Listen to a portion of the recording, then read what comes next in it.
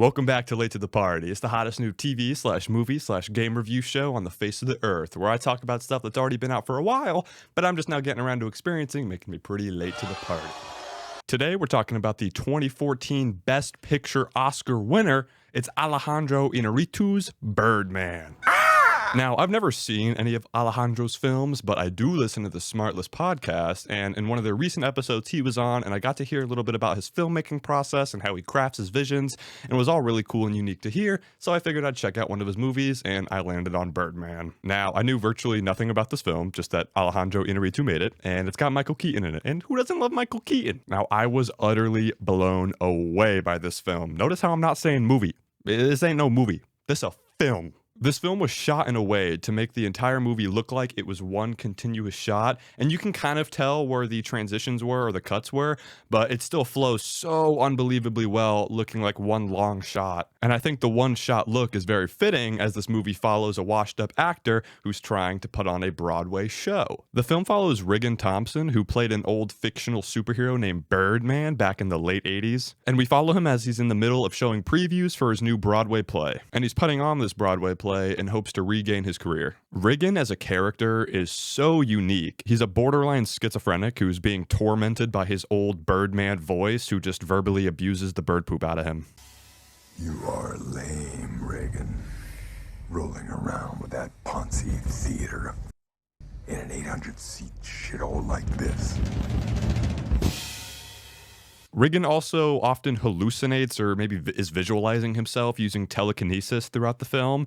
And I mean, hell, the opening shot of this movie looks like Walter White floating and meditating. This film is jam-packed with hard-hitting performances. Some of the bigger standouts for me are definitely going to be Emma Stone, Edward Norton, and Zach Galifianakis. They were all brilliant in the film. Of course, Michael Keaton.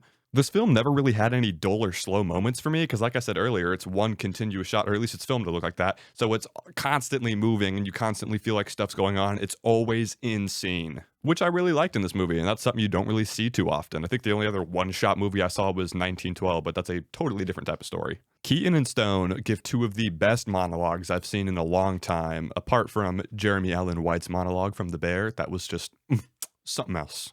Giving a really good monologue in a film is already an accomplishment within itself, but giving a monologue in a film where you're already in a extremely long take and have already had previous dialogue and acting scenes, that's just a different level and is just going off to show off these performers' talents. I love how the constant internal strugger.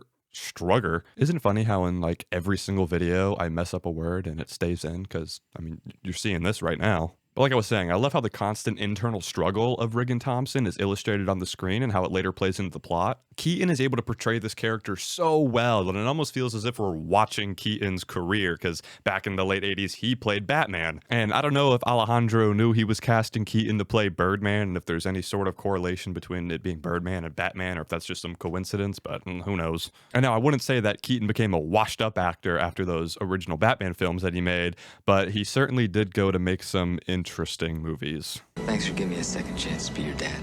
There's a really good scene closer to the end of this film where Regan is going through this mental breakdown, and his mental state is just completely deteriorated, and he's having this breakdown through the streets of New York. And it's also the first time we get a visual representation of Birdman himself. And Birdman's following Regan, trying to tell him that all the people want are just more of the copy-paste action superhero movies that we are not at all tired of. Regan has a suicide attempt towards the end of this mental breakdown, and he's above the city, and Birdman's voice is just inflating his ego, telling him, "This is where you belong, above everyone else." Which I think this whole mental breakdown scene will later help us understand the ending/meaning of this film. Now, the ending of this film is one that's definitely left up for interpretation for the viewer. While on stage, during opening night of his play, during the ending suicide scene that we've seen been rehearsed and performed in multiple different ways during the preview shows, during this final opening night performance, Regan decides to bring a loaded gun on stage. And after the big final scene plays out, he faces the crowd,